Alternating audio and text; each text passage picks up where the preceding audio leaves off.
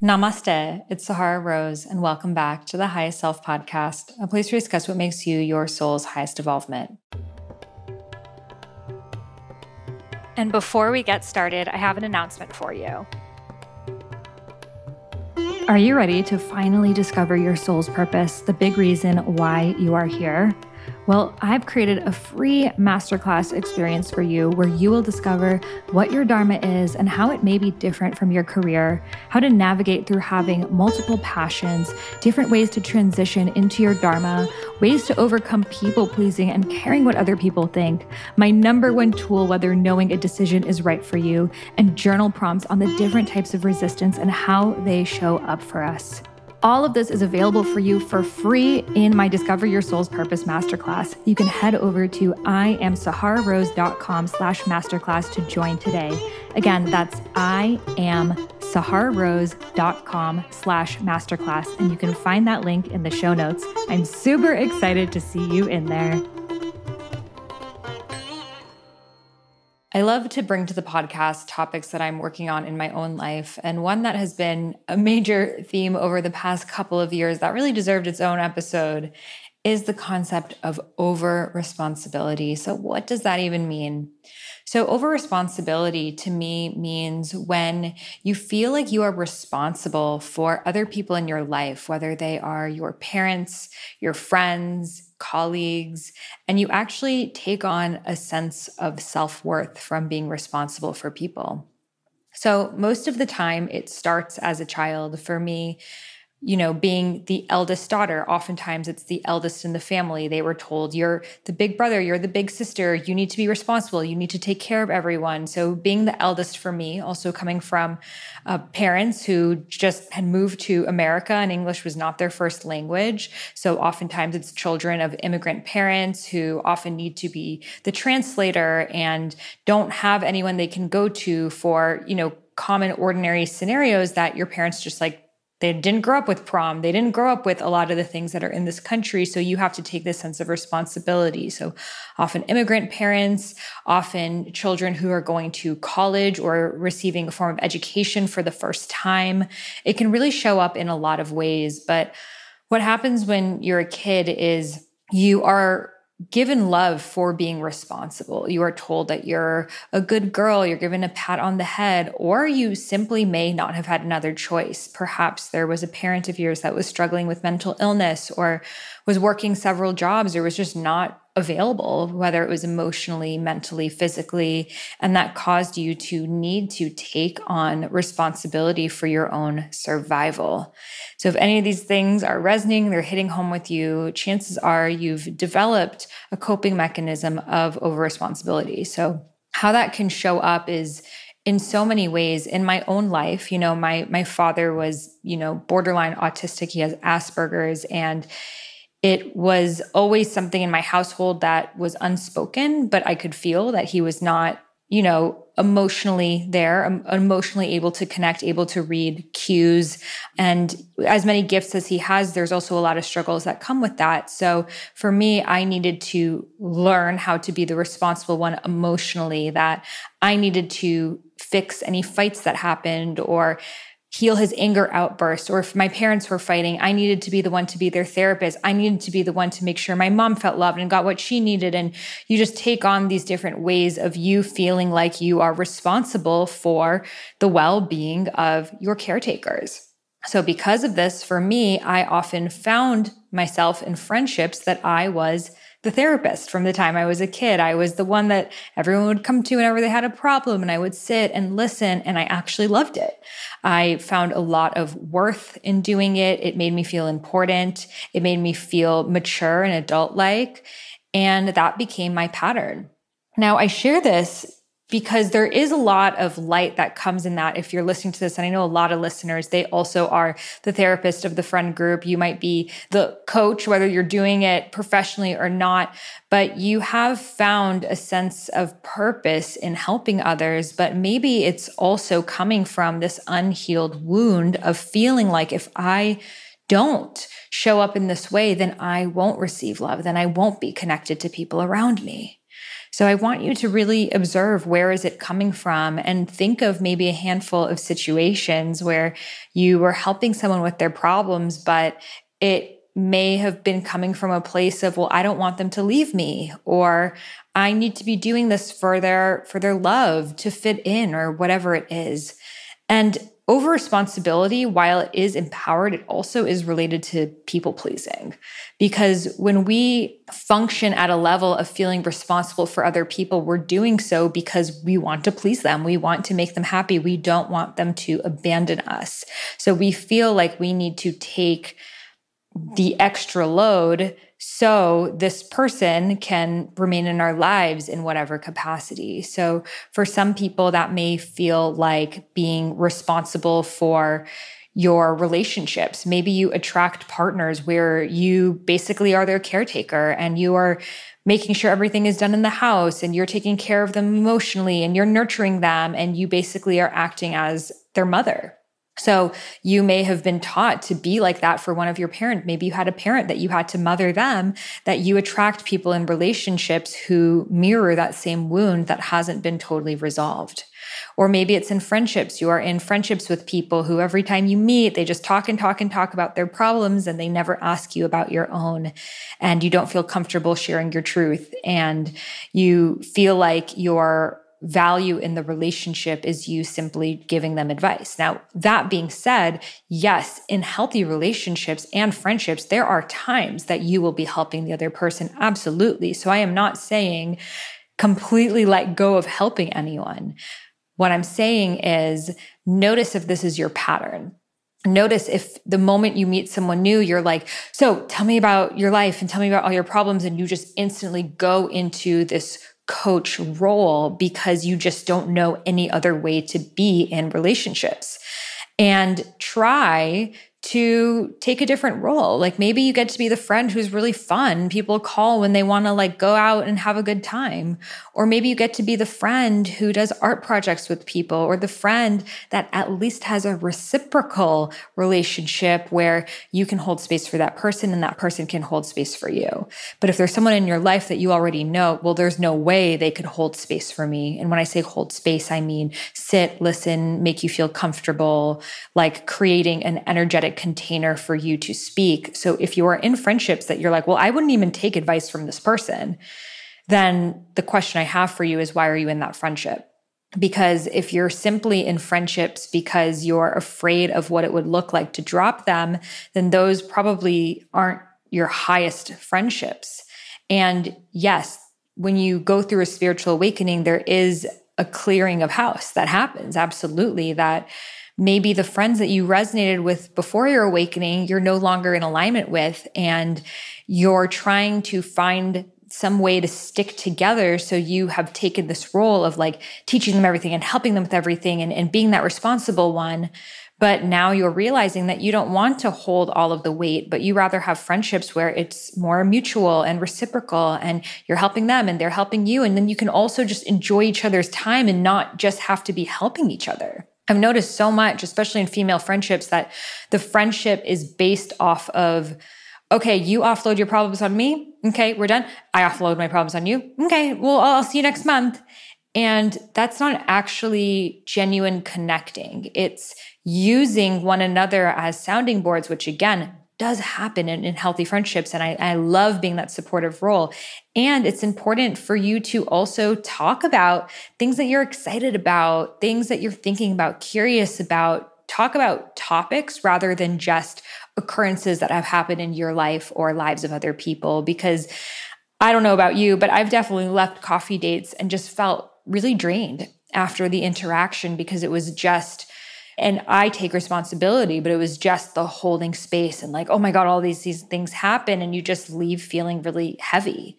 So notice if this is your pattern, if you constantly go places and you end up in these like really, really intense conversations where you're like helping them change their lives and you don't feel good after, because that is a sign that it's coming from your over responsibility. As well as the pattern, if you end up in relationships with people that you're like, I will fix you, I will change you, I will heal you, I will make you better.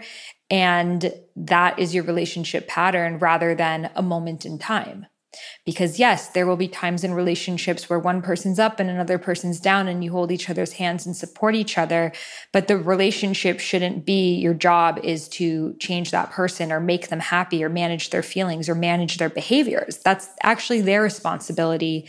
And there often is this distortion that's created in childhood, especially if you did have a parent who maybe wasn't happy. Maybe you had a parent that suffered from depression. And as a child, you just wanted mom to be happy. So you did everything you could and you got things for her and you took care of breakfast and you ran all the errands because then maybe mom will be happy. And then when she was happy, you felt good about yourself. Like, I did that because of me and my hard work. She's happy now. And then when she's sad, because I did that, because I wasn't there for her enough, she's not happy. I know this episode is good, but so is this sponsor. This podcast is sponsored by BetterHelp. It is so important to have someone that you can openly talk to about your issues and what's going on. Sometimes we use our friends as therapists, but that's really not what they're for. Our therapist is our therapist. And I know in my life, it has been beyond helpful to have someone hold space for me so I can openly speak about what's going on in my mind and have someone to reflect back my thoughts at me so I can find more clarity and overcome any anxiety that I have been feeling. So I am so excited to be partnering with BetterHelp. BetterHelp is customized online therapy that offers video, phone, and even live chat sessions with your therapist, so you don't have to see anyone on camera if you don't want to. You can even message your therapist throughout the week for additional support. It's much more affordable than in-person therapy, and you can start communicating with your therapist in under 48 hours. So please don't wait weeks to find someone to talk to. There has never been a more important time to invest in your mental health because you, my friend, are your greatest asset. Again, this podcast is sponsored by BetterHelp, and Highest Self podcast listeners get 10% off their first month at betterhelp.com/Sahara. Again, that's BetterHelp, HELP.com/Sahara for 10% off.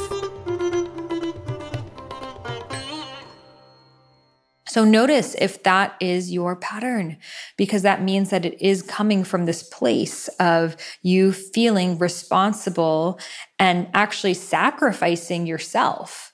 Because while we think it's coming from an altruistic place, it's actually even coming from this place of control. Of if I am not in control, things won't go the way that I want them to go. And we hold on and clutch and feel like we need to fix and heal and help because we're not willing to accept that maybe that person just doesn't want that. Maybe that person just isn't ready for that. And that is such a hard pill to swallow, especially when it's someone that you love and you want to be there for them and you have all these tools and you want to help them. But if someone doesn't want the help, there's nothing you can do. In fact, for some people, awakening is just not in the schedule for them in this lifetime. And I don't know why. There's many different reasons. Some say it's related to karma and maybe the last lifetime they had a lot of ups and downs. They're like, I just want to chill in this lifetime. Or maybe they took the soul contract of, I'm actually here to be the instigator and the awakener of this beautiful being who will incarnate as my child. So I will show them firsthand what anger or depression or deep unresolved trauma looks like, because I will be that ignition, that flame beneath them that makes them see what they don't want to become and actually create that change. So don't feel like every single person needs to be on the life plan that you're on. And people will awaken at different states. Some people, it requires them to hit certain levels of rock bottom for them to change.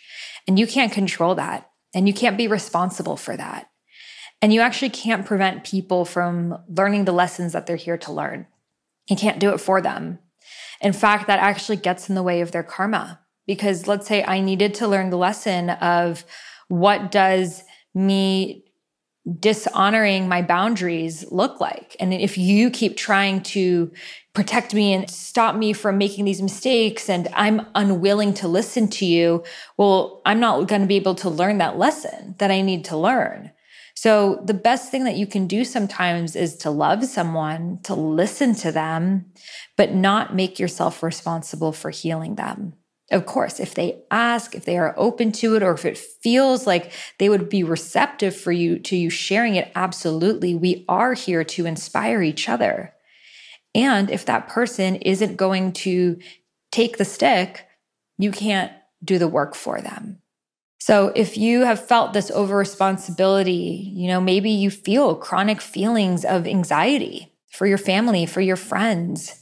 Maybe you feel this hypervigilance, a hyper aroused nervous system where you feel like you can't calm down, you can't chill. Like there's this sense of urgency with everything that needs to happen because you feel like your safety is on the line. And that feeling, it doesn't allow you to relax. It doesn't allow you to be creative. It doesn't allow you to channel your dharma. In fact, when you're in that feeling of like, I'm responsible, I need to fix everyone, I need to heal everyone, you carry that out in your work. You are in hypervigilance that you can't trust. You can't even align with the right team members or job or area that you want to work in because you're not open to receiving that. And that's going to echo in your relationship. That's going to echo in your friendships. That's going to echo in every single pattern that you have in your life. So if you're feeling this sense of over-responsibility, I want you to ask yourself, would you want someone else to feel responsible for your life? Like imagine if you knew that your child was sitting there anxious about decisions that you're making. Wouldn't you be like, wait, don't worry about me. I'm good. I got me. I'm an adult. So then why are you worried about decisions that another adult is making? Sometimes when we're overly responsible, we think we know better of what's right for people than people know for themselves. How do we actually know? Maybe that person is living their best lifetime. Maybe they're doing exactly what they need to do here. How do we know that going to therapy is better? How do we know? How do we know that being on a spiritual journey is what everyone should be doing? It's not everyone's life plan. And just because it's working for us, just because it's been supportive in our own journeys, no one forced us to be here. We took that initiative ourselves. The path unfolded. If you were able to awaken without someone else forcing you to, then can we trust that that same source, that same power that guided you can also guide that person in divine timing? And that power is far beyond you.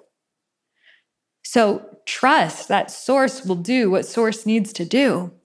And you, in fact, just being an example of what is possible is the greatest healing that you can do. You can't change people by telling them what to do, but you can change how they interact with you. And that is in how you show up in your own energy. So instead of maybe telling your parents, like, you need to go to therapy, you guys are fucked up, you guys need to go to healers, I'm not going to talk to you until you've done this. Instead, you show up with the boundaries that you wish were in place. You show up with the inner father that you wish you had. You show up with the inner mother that you wish you had. You show up with your inner child inside of you, knowing that she is protected. You don't need to explain to them. And you actually don't even need an apology from them. You can trust that you got you. And rather than feeling like you need to control everyone else, all you can control is your reaction. People are going to do what people are going to do. And it's impossible to change everyone around us to fit our criteria of what we desire. Instead, we can choose and transform and up-level how we respond. And that comes from doing the healing work.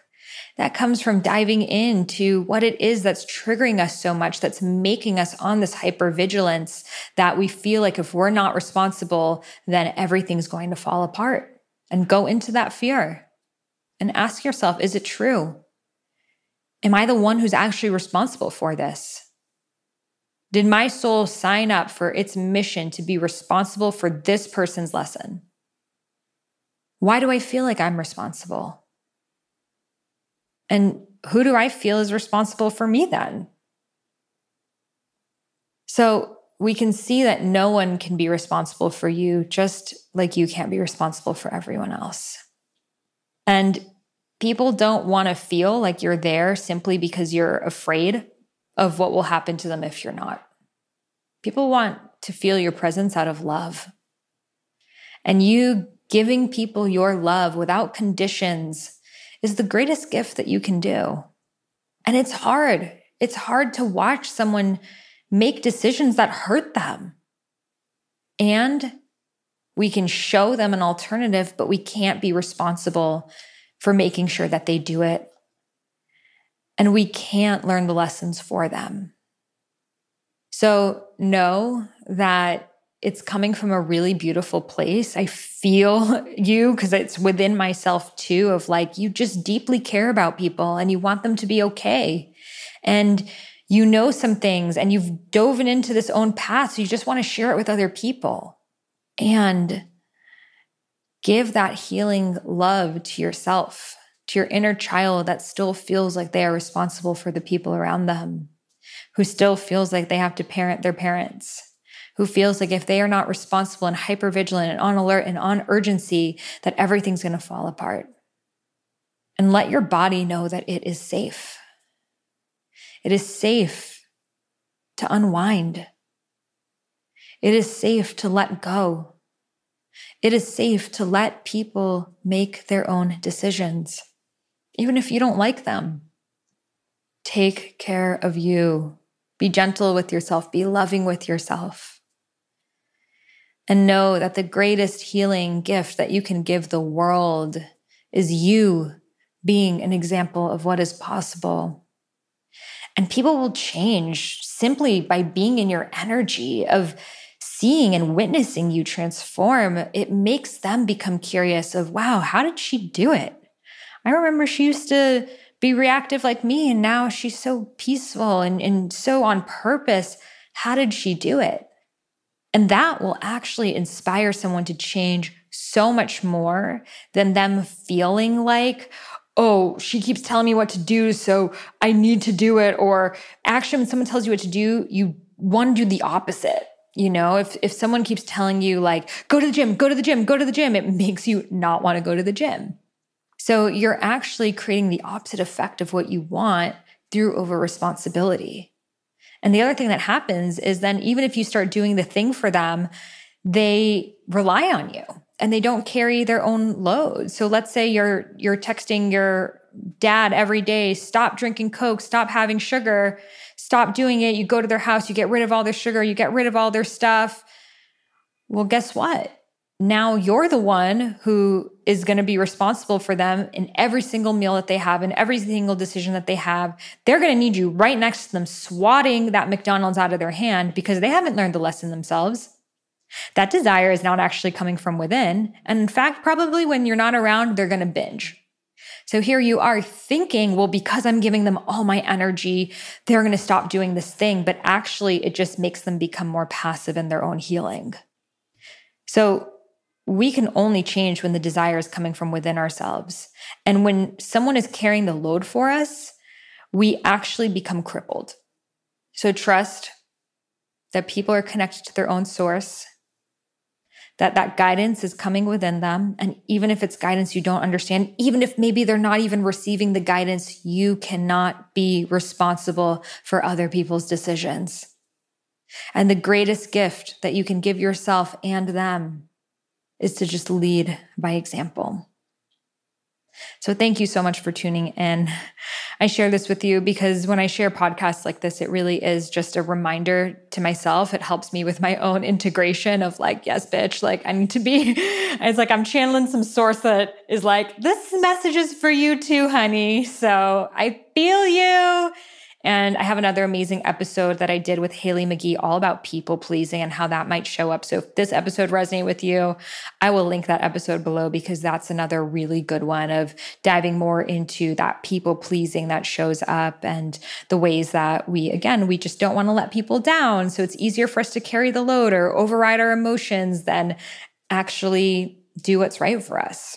So I feel you. It's a never-ending journey. Let me know if this resonates. Let me know if you want more on this, if this is a topic that's of interest to you.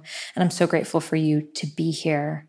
if you loved this episode. I would love for you to leave a review. So please share a review with me if you're listening to this on iTunes, and take a screenshot of that review so I can send you a free gift as my thank you. You can email that free gift over to Sahara at IamSaharaRose.com. Take a screenshot of your review, and I will send you a free gift of my unreleased book, Eat Right for Your Mind Body Type, which is a deep Ayurveda book all about eating right for your dosha. So again, take a screenshot of your review and send it over to Sahara at IamSaharaRose.com, and I will send you over my free ebook. I hope you loved this conversation. Share it with people that you think it may resonate with. And I'll see you in the next one. Namaste.